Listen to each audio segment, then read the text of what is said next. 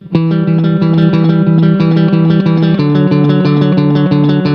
burronakum billahil ghurur. Kamu jangan tertipu dengan kehidupan dunia.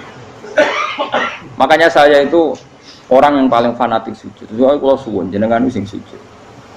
Masa sujud sholat 5 waktu lah nikmati. Karena sekali kamu terbiasa mensifati dunia ini penting, nanti kamu akan lupa mensifati akhirat itu penting. Dan itu awal kamu tergelincir dari ansawa isabil, dari jalan yang benar. Makanya tadi pepatahnya orang sufi apa? An-nasu niyamun wa idza matu indah. Manusia itu tidur, kalau mati baru bangun. Terus contoh kedua begini. Kenapa Allah begitu murka ketika orang tidak mengerti hak-haknya Allah? Bukan karena Allah anarkis atau keras, tidak. Memang secara akal pasti begitu. Saya sampai tak beda ini. Lihat contoh gampang-gampang saja, tak wari logika. Kalau ada orang buta lewat kemudian nabrak tembok, karena apa dia? Karena buta kan? Buta itu maknanya apa? Tidak tahu. Akibat tidak tahu, nabrak tembok. Ya kan? Karena tidak tahu. Karena tidak tahu nabrak tembok. Karena tidak tahu terjatuh di sungai. Karena tidak tahu terjatuh di jurang. Sekarang juga sama. Orang karena tidak tahu pentingnya agama, tidak tahu pentingnya Allah, kemudian dia fokus ke duniawi. Akhirnya ya nabrak tembok. Natijanya sama enggak? Saya ulang lagi ya. Orang buta karena tidak tahu nabrak tembok. Orang fokus untuk perempuan cantik atau melihat apa, kemudian dia tidak tahu depannya juga nabrak. Untuk menjadi nabrak itu syaratnya tidak tahu apa tahu. Bisa dua-duanya. Tidak tahu ya sebabnya nabrak, fokus ke yang lain ya bisa.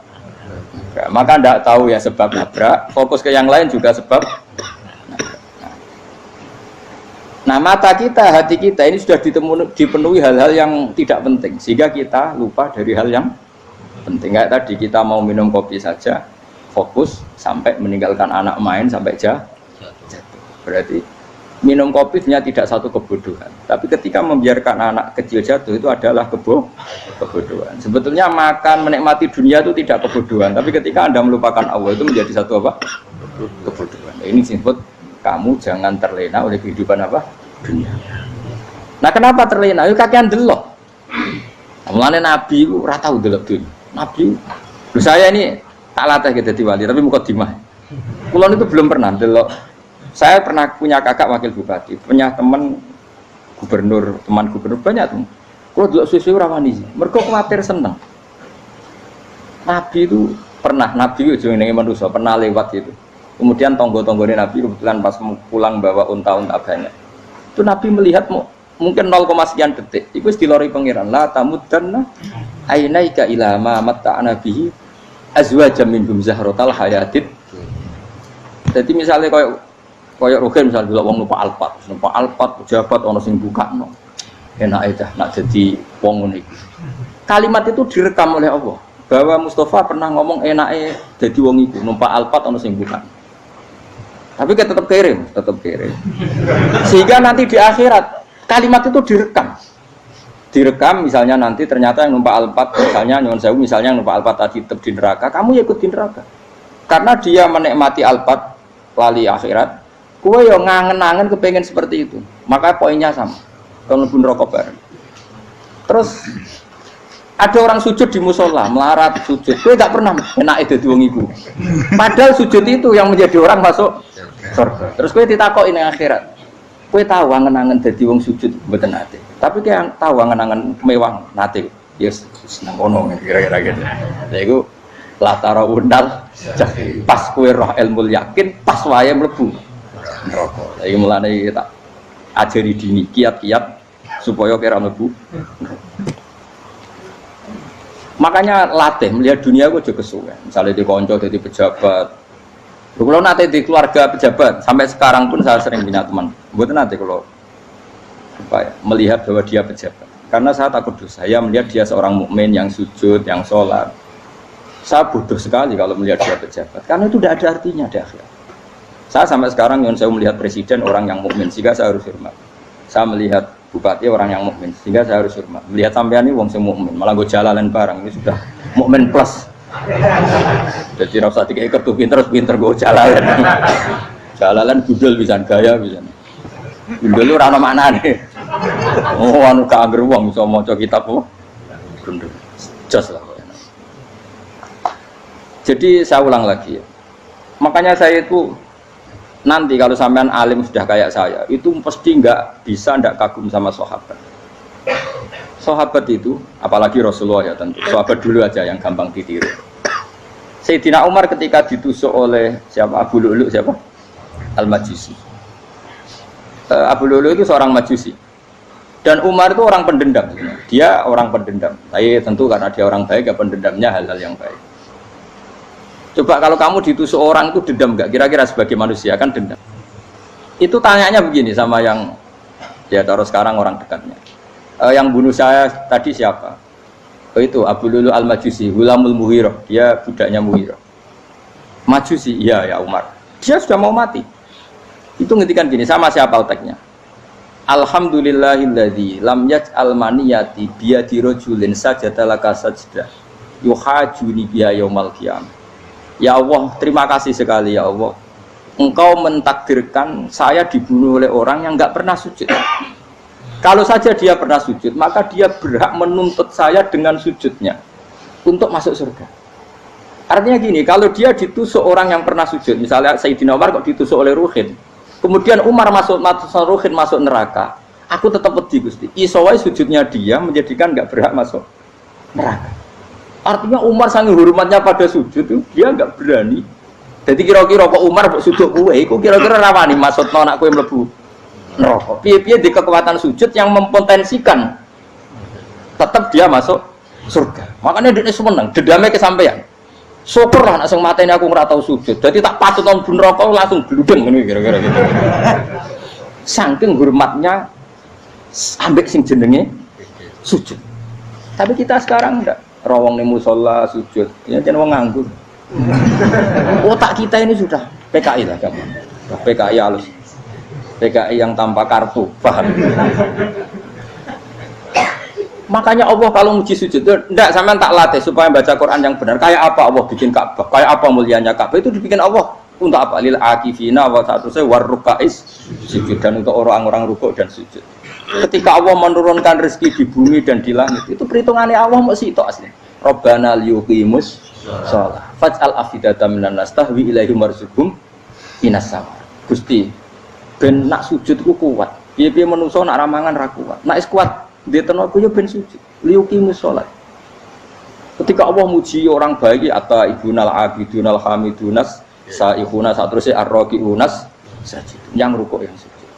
Karena tadi ketika nanti Anda di akhirat, kenangan terbaik Anda di dunia itu hanya sujud. Liane itu coba misalnya kena akhirat terus video disetel sih. Pas kongkoi-kongkoi ini perapatan. Bariku nglamonem disetel. Mungkin jadi pegawai negeri. Ngayal gajinya sakmene, engko sakmene gue ayo wan terekam kabeh. Oh rai sini-sini wong.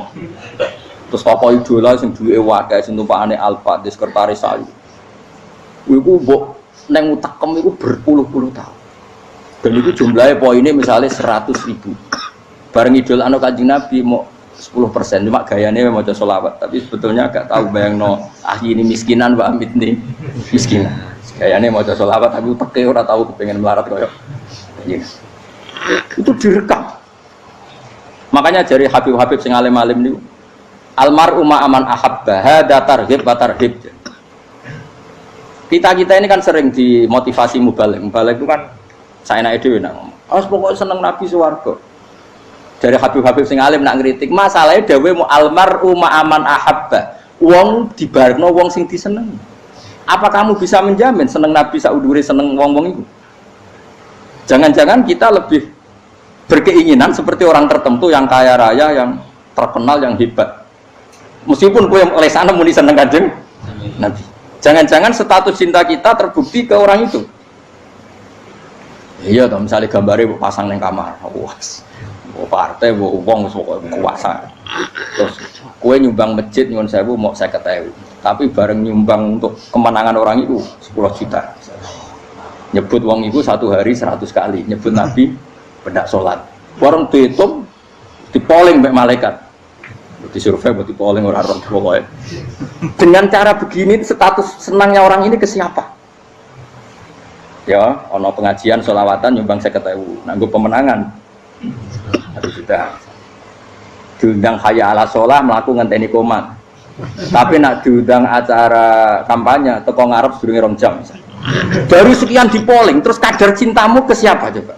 Dari sekian indikator misal cara polling. Jangan-jangan diputuskan lebih seneng ke itu. Ya sudah almarhum aman. Makanya kata orang-orang alim almarhum apa? Orang itu terserang disenangi. Masalahnya kita tidak ada jaminan lebih seneng Nabi. Ya orang ada jaminan. Saya aman misalnya. Hitung dewi-dewi. Rasa menang terus kok begitu. So, kadung dosa itu kadung. Makanya Sufyan Ats-Tsauri itu jadi wali. Kurang sama mergo ibadah akhir. Sufyan Ats-Tsauri gurunya Imam Syafi'i. Jadi wali itu sederhana. Sama tak ceritanya orang-orang jadi wali dengan cara yang sederhana. Tapi kan niru kopi pastel ya, artinya orang apa ya, KW lah. Kalau niru gak apa-apa, tapi KW kebaikan. Sufyan Ats-Tsauri itu ditanya, kenapa kamu sedekat itu sama Allah dan Anda keramat? Jadi resepnya begini dok. Saya itu belum pernah ke masjid nunggu adzan. Paling gak setengah jam, 1 jam sebelum adzan itu saya sudah ada ke masjid. Ditanya, kenapa begitu?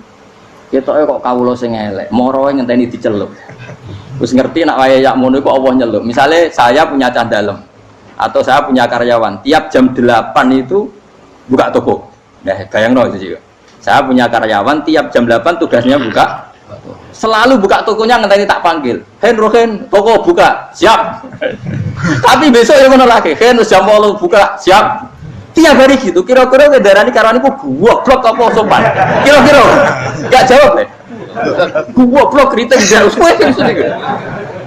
Nah, Sufyan Ats-Tsauri tidak mau gitu. Wong wis ngerti nek Allah yang mono wayahe manggil. Dadi ya kerja malu wis ning kono. Dadi nek Allah hayya ala sholah pun Gusti.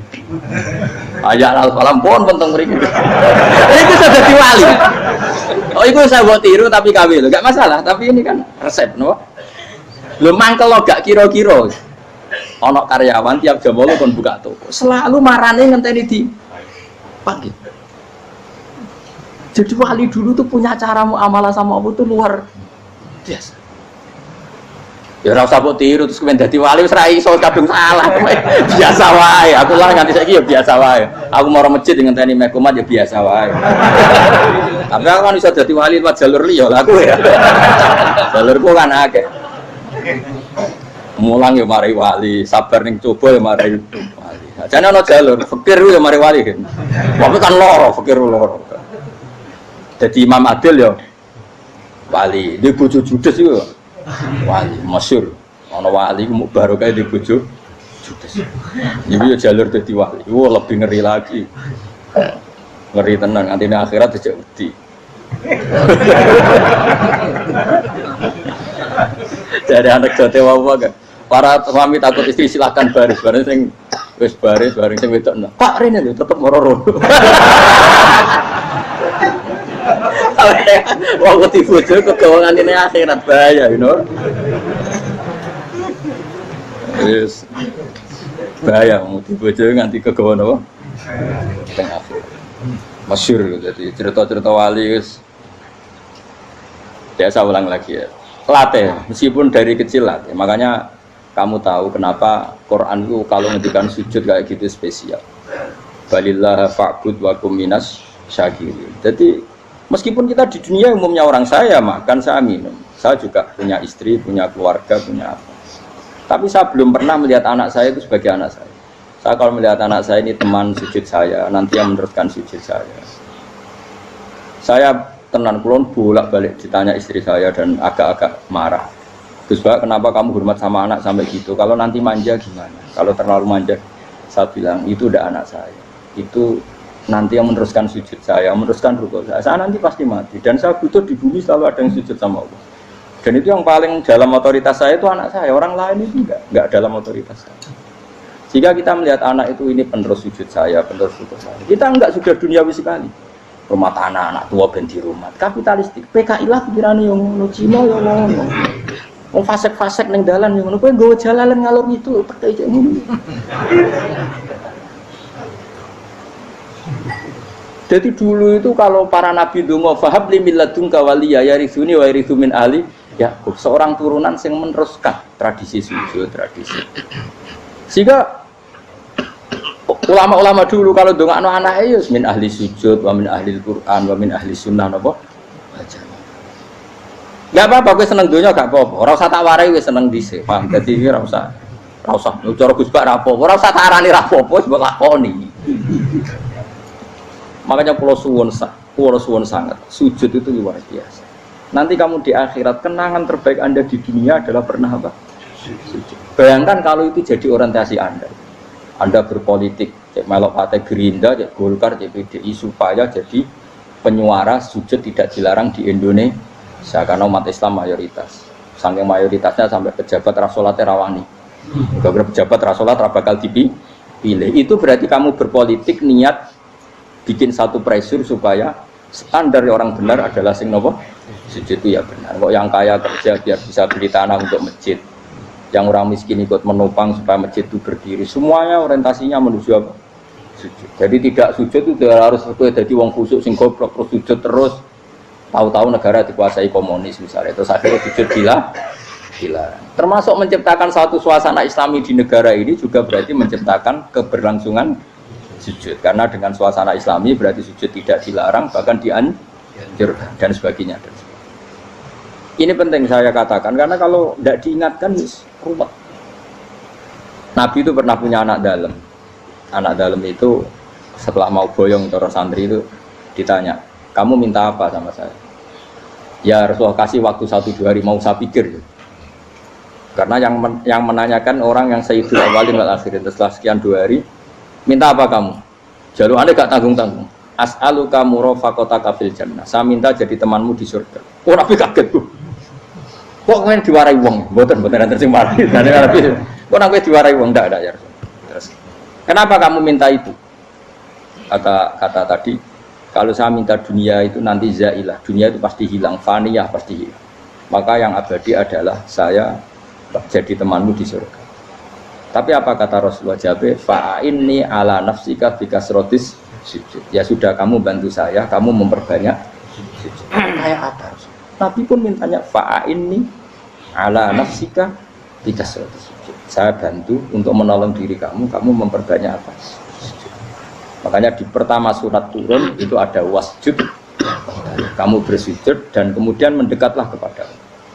Tapi sekarang enggak. Karena kita kena hijab duniawi, mitra penting, semuanya penting dan semuanya penting itu makna di hati kamu adalah hadun. Bahkan ngidolakno kiai perkara hadun nafsu, enak dadi kiai gede. Wah, teko ditolak al-badru. Wale napu pidato MC-ne muni Saiful Fadilah wal Karomah, mbah sauni-unine MC. Bariku disangoni dihormat. Tekan muji ulama wae dari segi dun. Ya, bariku iso wayo akeh macam-macam. Utek nek selek, tekan muji ulama wis dari segi.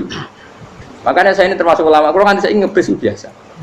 Kalau jarang kerso di panggungnya, seneng juga.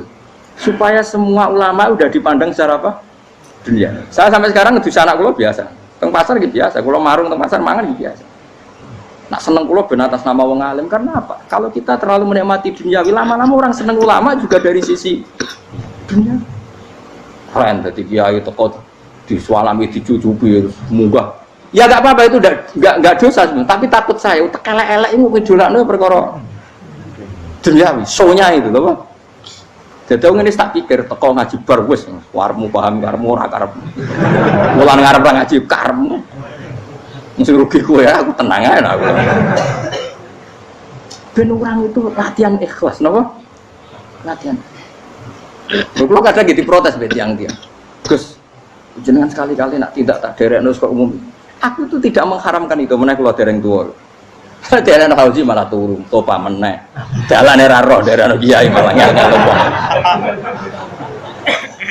Ngarusin tahu tak menderek nang kota, akan sepeda motor kan ternon ning gone Malibu. Dalane ora roh malah yo neraka. Lha kene jalan akhirat ora roh donya ora roh. Lah tak koyo wong iso urip. Jalan dunia ora roh, jalan akhirat ora mbok roh iku apa. Repot. Jadi kenapa saya enggak mau, bukannya menolak. Saya senang kalau kiai-kiai terhormat, senang sekali. Saya senang kalau ada ulama dihormati karena supaya jadi tradisi ulama itu terhormat.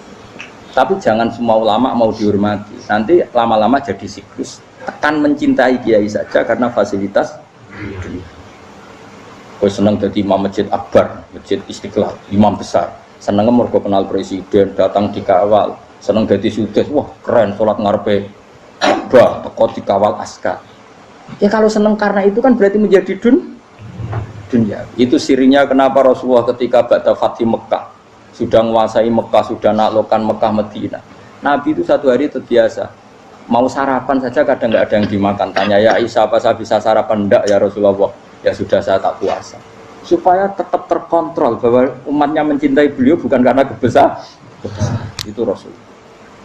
Itu setelah periode Mekah loh, jangan kira itu periode Medina. Apa? Itu periode apa? Medina loh. Periode yang setelah Nabi punya segala. Tapi Nabi tetap seperti itu.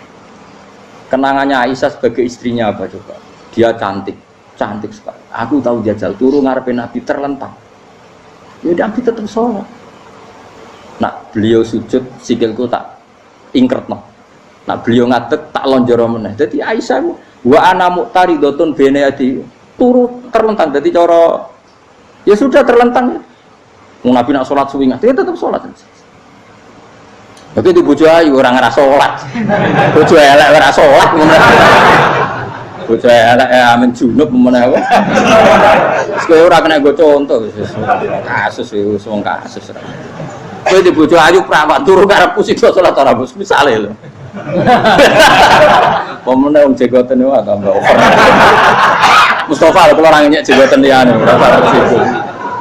Mergo nang nyek wong akeh dosa, nang nyek wong sitok ora. Misale dosa tak hitung mau ke sore. Aku nyek dosa sitok, mulang ganjarane 10. Cek susuk piro?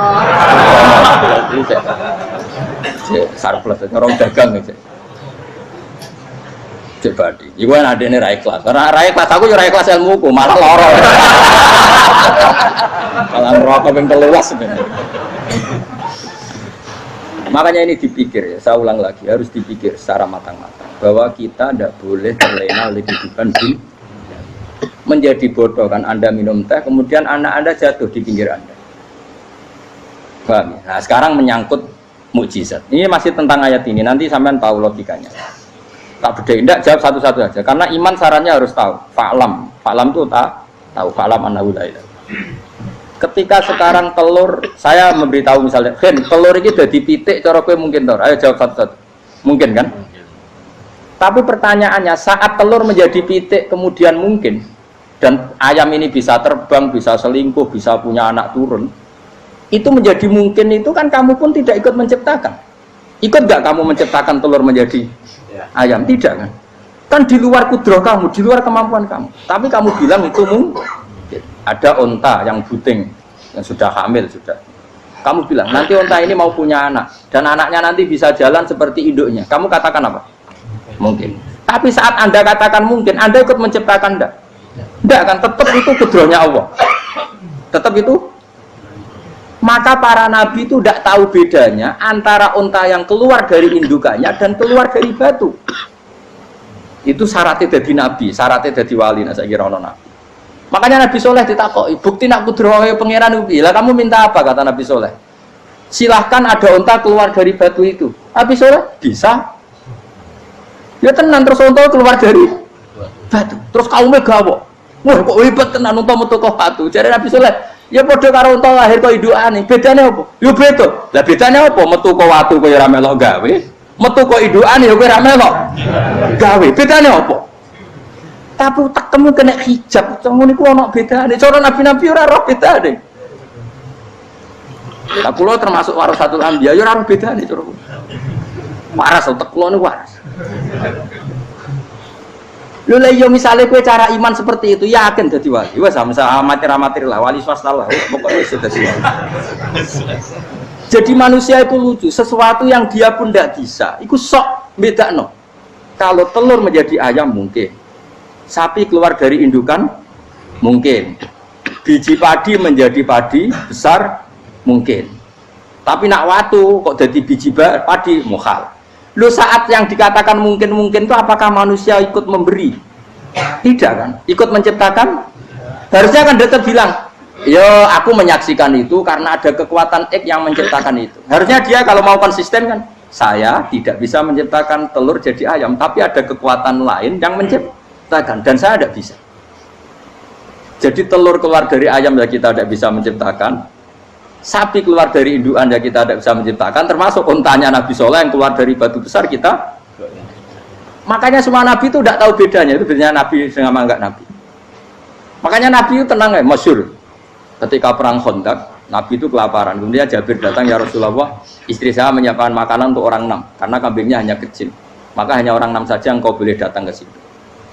Tapi Rasulullah dengan santainya, ya ahlal Khandaq, padahal yang ngeduk Khandaq itu sekitar 3.000, ya ahlal Khandaq, halumu ilayya, yuk ke Jabir, karena Jabir sona atau aman bikin makanan untuk kalian. Itu 3.000 orang. Wah, Jabir dimaki-maki sama, sudah bilang untuk orang 6 Nabi, ya apa-apaan orang banyak itu mesti tidak cukup, kita mana.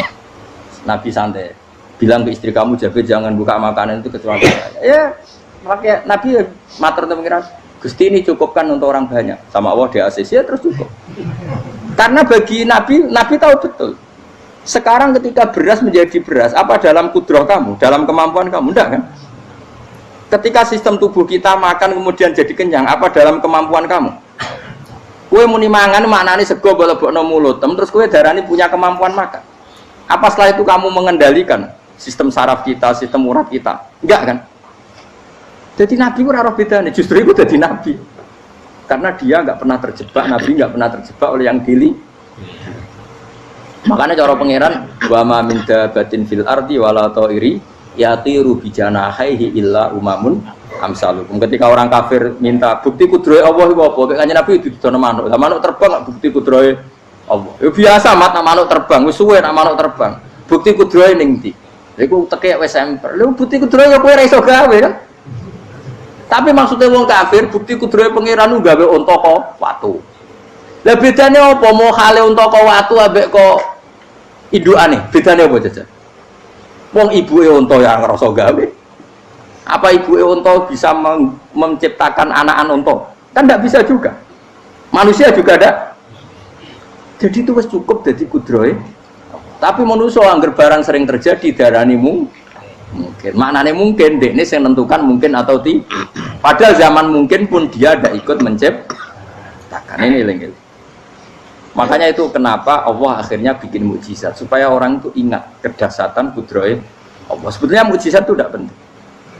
Maksudnya tidak penting tadi untuk iman sebetulnya tidak perlu mukjizat. Makanya ketika Rasulullah SAW ingin nuruti mukjizat yang diminta orang kafir, Allah malah ngelingno inna fi khalqis samawati wal ardi wakhtilafil laili wan nar. Sajane ana langit, bumi, ada lautan, ada apa sudah bukti kudrohe. Nah sekarang mukjizat kok ngenteni unta keluar dari apa tadi? Batu, ngenteni Nabi Soleh. Lautan merah di sebelah tongkatnya Nabi Musa terus terbelah. Itu dari mukjizat. Kalau itu maknanya mukjizat karena manusia tidak mampu, apa manusia mampu bikin lautan? Kan tidak mampu juga. Kenapa itu tidak dikatakan mukjizat? Lagi-lagi karena wis kena mataul huruf. Paham jelas ya? Makanya kata Allah, saiki wong ora percaya hari kebangkitan. Alasannya masa manusia jadi tanah menjadi manusia? Memangnya manusia yang sekarang hidup itu dari apa coba? Sengke nado melok pilek, pilpres, melok dukung mendukung itu memangnya dari apa coba? Dari tanah kan? Mestinya hari kebangkitan sejati ya sekarang ini orang-orang dari tanah sekarang berkeliaran ini harus go jalalan ngalor ngidul maknani. Itu yo kok lemah. Kemudian setelah jadi tanah mati orang engkar, wah ini nggak mungkin jadi manusia lagi. Padahal zaman sekarang jadi manusia itu karena kudrohnya manusia apa karena Allah? Karena Allah. Dan manusia sekarang dari tanah apa enggak? Dari tanah. Harusnya ya berpikir seperti itu. Kalau kudrohnya Allah bisa menjadikan manusia sebanyak ini dari tanah, tentu Allah tetap mampu nanti setelah jadi tanah menjadi manusia.